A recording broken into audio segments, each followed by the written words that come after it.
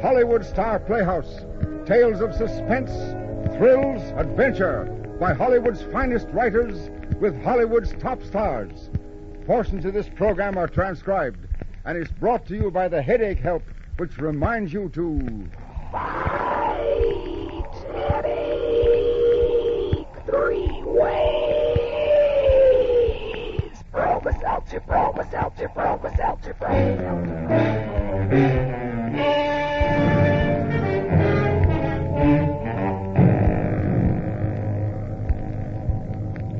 Good evening, ladies and gentlemen. This is Herbert Rawlinson. Welcome to the Bromo Seltzer Hollywood Star Playhouse.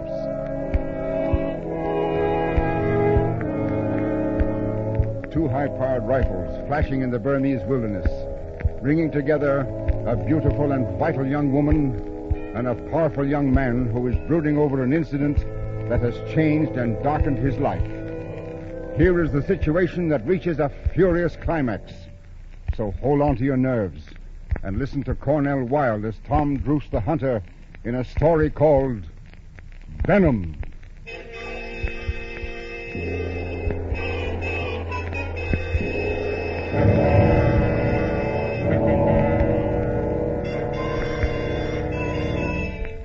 For all the long Burmese afternoon, I'd sweat and blistered under the sun. For 3 hours, I'd had my eyes glued to that tiger path, and no tiger. It was when I finally looked up to flex my stiffened neck muscles that I saw the other hunter. Only he wasn't hunting. There in the thickness of the Burma brush, a hunter was fishing, and not a stream within 10 miles. That was my first thought. My second thought made the flesh creep on my arms and made my hair stand on end. I put down my Winchester and picked up my binoculars. And there it was, Armand Lussac all over again. At Armand Lussac's rather horrible business. Except that Dr. Lussac was now dead. And that other fisherman in the forest was a woman. A woman with a long pole that had a wire loop dangling from it. A wire noose that she was trying to drop around the ugly, swollen death's head of a king cobra. There was a look of fascination in her face. The excited madness with which some people invite danger. Behind her stood a powerful-looking Kachin tribesman with a sawed-off shotgun at the ready if something should go wrong. Something did. From a sudden nowhere, the yellow and black apparition scudded across the tiger path, and I dropped my binoculars and scooped up my Winchester and let go at 30 yards. Got him! I jumped up and hobbled as well as I could on my bad right foot to reach the dead tiger. The woman got there first. There was nothing wrong with her right foot. That was exciting, wasn't it? Yes, I suppose it was. I just caught the flash of his hide through the grass and took a snapshot. You fired, too? Of course. You seemed pretty busy there. I was watching. Oh, I'm pretty handy with a rifle. Yes, you are. I couldn't let a tiger lope by and not kill him. There'd be no point. Excuse me, but my shot hit, too. Yes, but my shot killed. Oh? Can't you see? The side he had toward you has a shoulder wound. My bullet found the brain. What are you using? A .375 H&M Magnum. Well, that's your trouble. It may be too much gun for you. It is too much gun for me. Didn't used to be, but it is now. Why? I can't brace against the recoil with this foot I've got now. Foot? I didn't... Oh. I thought you'd noticed. No. I'm sorry. Oh, I manage, but my pride won't let me give up this gun. Your Kachin gunboy is calling you. Oh, I forgot about Sabar. What's the matter with him? He's kneeling there on the ground holding his hand. Sabar! We better get to him, and fast. We waded through the high grass back to where the Kachin was kneeling, in a strange, fearful humility, gripping his left hand until it had turned the color of slate. Sabar, what's the matter? Nada. Cobra. He's been bitten by that cobra. Show me, Sabar. Where? Tip of his thumb. Turn your back on a cobra when he's ready to strike and you're dead. You should have known that. Give me a gun. Why? It's a larger caliber than mine. But what for? This man's been bitten by a large cobra. He hasn't very long if we don't act soon. Well, you've got cobra antivenin in your kit. No, I haven't. What? Your gun. We're wasting time. Do you mean to say you expose yourself and the people who work with you to the danger of snakebite without having snakebite antidote with you? Will you give me your rifle? What for? For the only thing that will save Thebar's life. Surgery. Surgery? Be quick now. Your rifle. Yes. Take it. Turn away if you're squeamish. Don't worry. Thebar, hold up your hand. Thebar, do you understand what I say? Hold up your hand. He's terrified. No, he doesn't understand too much English. Will you hold up his hand and hold it? Yes. Do it. Go ahead. Now. Get it over with. Don't play at it. Yes. He's fainted. So much the better. Now help me apply a tourniquet and dress the wound. The girl dressed the dreadful wound almost without help from me. I watched her with cold fascination as those beautiful, slim hands did their grim work. Somehow this cool, efficient woman drew me and repelled me. Half against my will, I was impelled to offer a compliment. Inane as it was under those stark circumstances. You're very skillful. Thank you. And most efficient. Thanks. And you've very beautiful hands. Thank you. They've been photographed, you know. I don't wonder. Many times. Odd that you should notice my hands. Because my husband always said he fell in love with my hands first. Oh, your husband. He even had a sculptor do my hands for his studio. What does he think of the work you're doing? He's dead. Oh, I'm sorry. There was a man here 2 years ago doing your kind of work, a herpetologist collecting poisonous snakes. That was my husband. Armand Lussac was your husband? Yes. Why, I knew him well. I'm Tom Druce. Tom Druce? Well, yes, he must have mentioned me in his letters. Tom Druce. I might have known, finding you here in this same jungle. And with that limp. What do you mean, you might have known, and that limp? You knew my husband was dead. Why, yes. You would. Killer. What? Drop that gun. Drop it. No. I shoot faster and better than you do. Drop the gun. If I do, you'd kill me. Yes. And you'd have no feeling about it either, any more than you have about a tiger or a native gun boy. You're a murderer. Why do you think I killed your husband? Don't deny it. He was my friend. He saved my life once. Drop the gun. I'm sorry. And I'll shoot you anyhow. You! You see, you don't shoot better than I do. Not really. Very dramatic. Shooting the gun out of my hands. Well, we have a problem. It seems you think I murdered your husband. I know. I mean to kill you for that. Exactly. The problem is I can't give you a gun and turn you loose so that you can ambush me and murder me, and I can't turn you loose in the jungle without a gun either.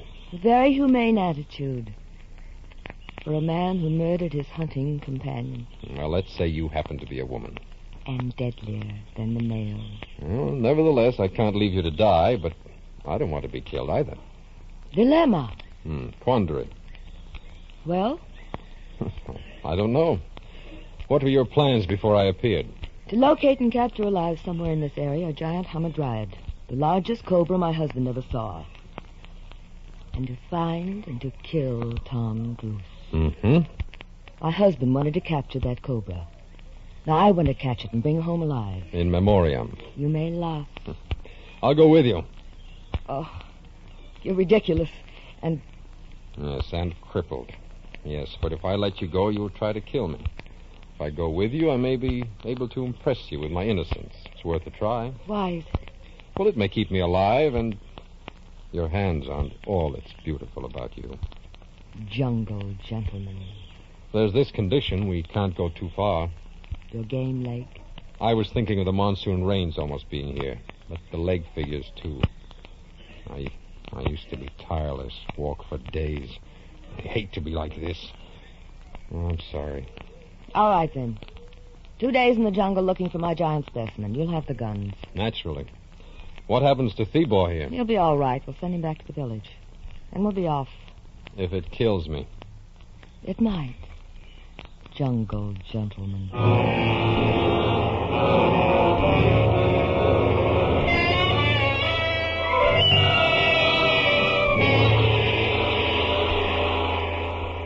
Bromo Seltzer, famous for fast headache help, is bringing you Hollywood Star Playhouse.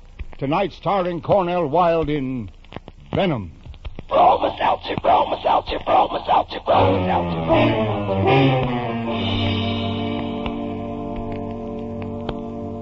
How do you do, ladies and gentlemen? How do you do? This is your old friend Norman Brokenshire.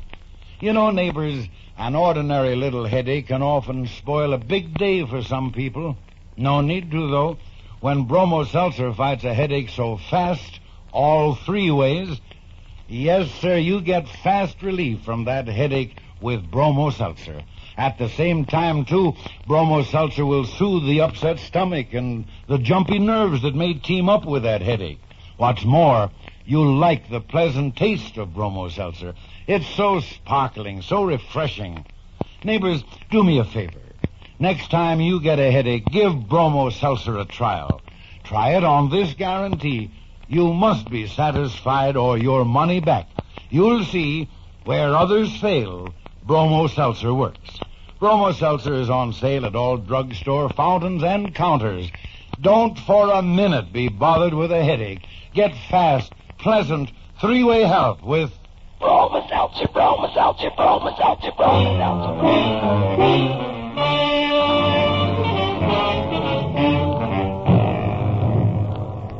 Now, Act 2 of Venom, starring Cornell Wilde.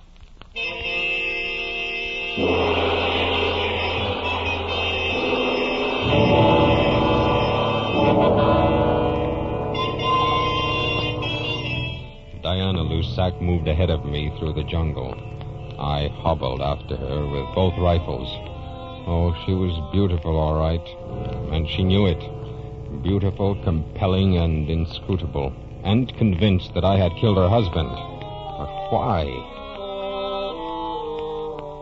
Then I saw something moving thickly under some leaves ahead of her, and I dragged her back with all the speed and balance I could muster. Careful, girl. I see it. Cobra? Can't tell yet, but it's a big fellow. Let's have my pole and my noose. And be careful about it. Yes. Easy. Be ready with your rifle, just in case. He's moving under those leaves again. Oh, he's not a cobra. No, take Palanga! Tom! Take Palanga! Take Palanga. He's dead. You didn't have to blow down the jungle. A Russell Viper. Well, what of it? The country crawls with them. A cobra can't bite through clothing, but that... You're positively white. He's dead now. Let's move on.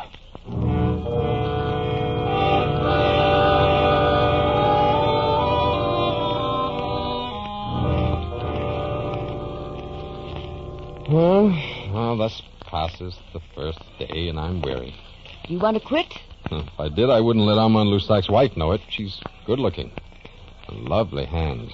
Well, I take care of them, even out here. Why do you hate me? Well, why do you think I hate you? What makes you think I killed your husband? Never mind. I do mind. I don't hate you.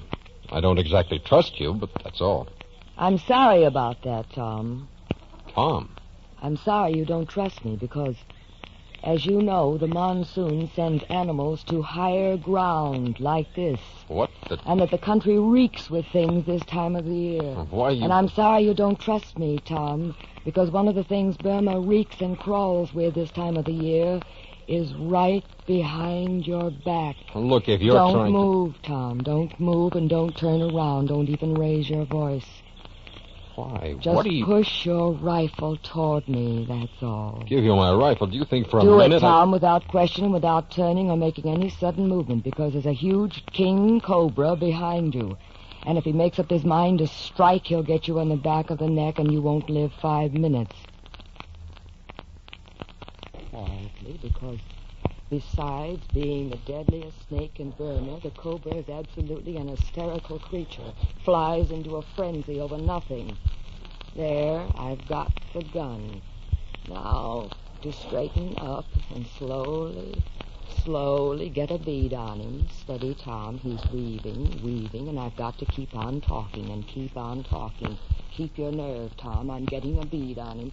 He's weaving, he's swaying. Keep on talking, Diana. And the Lord said unto Cain, I think it was Cain, where is Abel thy brother? And he said, steady, Tom. I know not.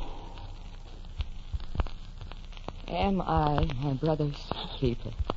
Diana. You can turn around now. Good Lord. 8 feet of murder with its head shot off. Good Lord. The gun of yours nearly spun me around. I suppose I ought to thank you. If you like. Why did you do it? I'm a show-off. I like to show off my hands. They look so well around a rifle, don't you think? Tell me. I say you murdered my husband. You say you didn't. Maybe you didn't. Maybe. I wouldn't ask this question if I didn't have a gun in my hands. You'd laugh at me, and I don't like for you to laugh at me. Why not? Never mind. What's the question? Can we be friends? That's what I came with you for. Good. Tomorrow, if we don't find the hamadryad we came for, we'll go back to the village. I'll just settle for any big cobra we can catch alive. Good. With that monsoon on the way, we should be getting home. Shouldn't we? Tom? Even with the impending monsoon sending the wildlife instinctively to high ground, we didn't find the giant specimen we'd come for. We did take an enormous, thrashing, hissing brute of a hamadryad. That is, Diana got him while I stood by with my Winchester, spouting an icy sweat while she noosed that murderous reptile. A magnificent woman in her way, and in her possessed, fanatical way when she was taking her chances with those evil killer snakes. She was scared, all right, only she enjoyed her fear. I didn't quite like the look in her face as she dropped the wiggling cobra into our hamper and latched the top. I didn't like it, but I admired it. Watching her, I had the fascinated feeling that I, too, was danger to her. Something to angle for and catch in a noose, alive. Then we headed for the Kachin village, hurrying to beat the monsoon. My foot was giving me the devil. But I insisted on carrying the hamper, heavy with slithering death. We arrived at the Kachin village in the evening. A Kachin drum was beating steadily somewhere. What's the drum about? You know these Kachins better than I do. Well, it's just my guess, but it sounds like installation of a new tribal chief. Oh. Well, this is my hut. I'll see about getting one for myself tonight. See you around, Tom. Hmm? How's the foot? Killing me, thanks. Hadn't we better talk? What about? Perhaps about us. You and me. Armand.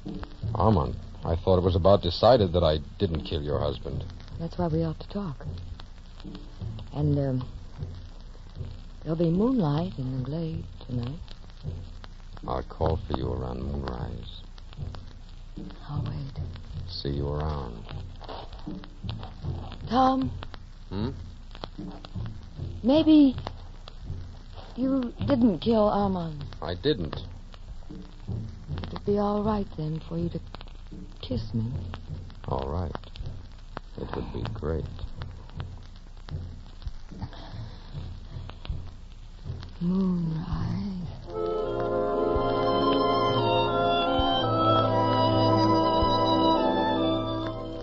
It was exciting, and for a moment my blood raced. Then we parted, and she picked up that hamper with its wicked cargo, and my blood chilled again. A strange woman.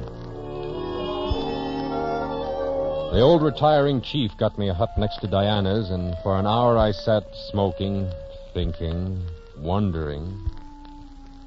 Then an ivory light swam into the sky over the teak trees. I took a last drag at my cigarette and stood up, favoring my right foot. It hurt. It hurt, and it made me mad. I didn't want to be that way. I finished the cigarette and ground it into the earth of the hut, and then... It had to be Diana, and it had to be only one thing. I raced to Diana's hut, my bad foot sending shocks of lancinating pain up my leg almost to my armpit. I hobbled into the hut with its dimly burning lamp and stopped in cold horror. Diana was cowering in a corner, gripping her left wrist, and her beautiful hand was white in the gloom. The lamplight glittered in her eyes that were glazed with fear and madness, staring at the mangled thing on the dirt floor, the huge cobra, dead, shot to shreds, and the empty repeater on the floor. A moment later, Thibor, the catch and gun boy, ran into the hut, the shotgun in his hands and ready, until he, too, saw the shattered cobra on the ground. Missy, she... He got out. He got out of the hamper. He got out. How bad is it, Diana? Terrible. Missy. He hung on me, hang on like bulldogs. I couldn't shake him loose. It was horrible. Chewing, hanging on. Tell us what to do. What shall we do? My kit. Anti-venom, my kit. You haven't any, don't you remember? You haven't any snake serum. Yes, I have. My kit there on the bench. Hurry. Diana, are you sure? Yes, hurry. Serum, syringe, blade, suction. Hurry. Diana. I can't. Hurry. No, if you have antivenom now, Diana, you had it when Thibor was bitten. Diana! Why didn't he get it then? Why did you shoot his thumb off instead? Thibor was a great warrior with his people. He was to be chief. Now he has no right thumb for his spear. There's no strength in a warrior's right hand without a thumb. He won't be chief, Diana. Those are great matters with these people. Thibor only dimly understands what we're saying, but if you or I or Thibor go to that kit and find antivenom, he'll understand. He'll kill you, Diana. Diana, he'll blow out your brains with that shotgun. Well, then send him away. Send him away. I'm not sure he'd go now. And I'm not sure I want to send him away. Please, I'm beautiful. I love you, please. Now I understand. Now I know. Diana, once when your husband, Armand Lusac, and I were hunting together, I stepped on a tikpolonga, a Russell's viper. Sure, terrible death, unless serum is used. But your husband, Armand Lusac, had no antivenom, so he said. Word of honor. One thing would save my life, he said. Surgery, he said. He had his hunting knife. No time to be lost. No anesthetic, of course. Later, I was grateful for my life. Grateful! Foul, corrupted creature that he was. I understand now. He had serum, just as you had serum, but he preferred to operate, to cause pain, to mutilate. Sadists, monsters, both of you! Both of you! No wonder you and dear Armand saw so much in one another. Carrion birds of a feather, that's what you are. I didn't kill your husband, but I know now why you thought I might have. I didn't kill him, but he must have operated on someone who later found out there was antivenom in his kit. Help me, Tom, help me. I'll make it up to you. Help me. I'd like to, darling, but there is no antivenom in your kit, is there? There are 3 alternatives, Diana. You can die in a very unsightly fashion from cobra bite. Or you can go to that kit for antivenom and have Thibor blow your head off. Or you can submit that beautiful photographed hand of yours to surgery. Oh, no. Surgery as you understand it here in the jungle. Shotgun surgery. Send Thibor away. I can't. Please. He's suspicious now, and I'm scarcely a match for him, am I? With this artificial foot of mine. No, Diana, it's between you and Thibor now. Goodbye. Tom. 3 alternatives, Diana. Tom, help me. Come back. Tom, come back. Tom.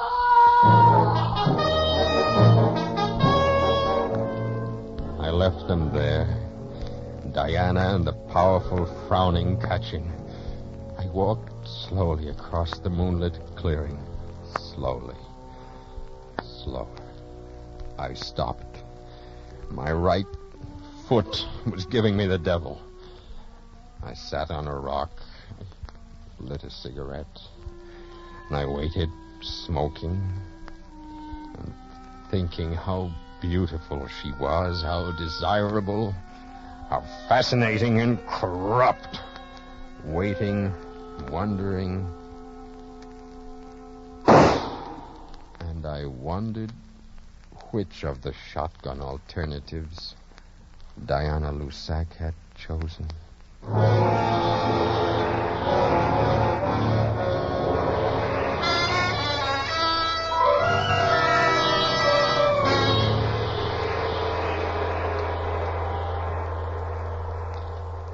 Thanks, Cornell.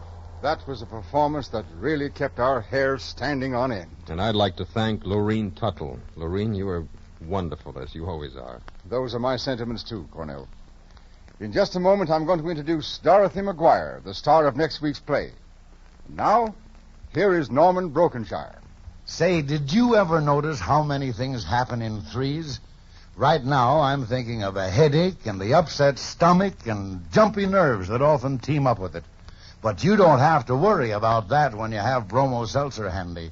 No, sir, for Bromo Seltzer is especially compounded to fight a headache all three ways, and to fight it fast, too. So next time a headache strikes, try Bromo Seltzer.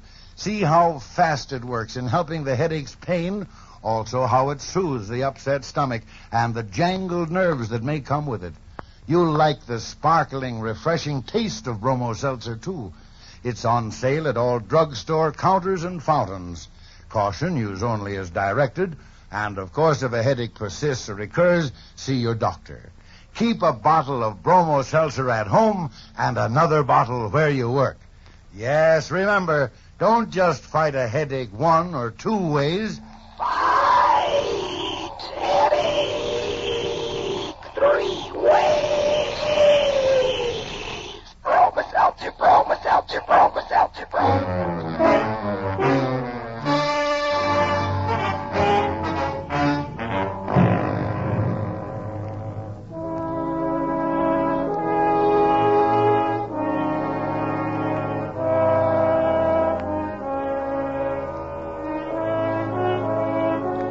Cornell Wilde can soon be seen in the RKO production, Sons of the Musketeers. Tonight's play was written especially for Mr. Wilde by Milton Geiger, with music composed and conducted by Jeff Alexander.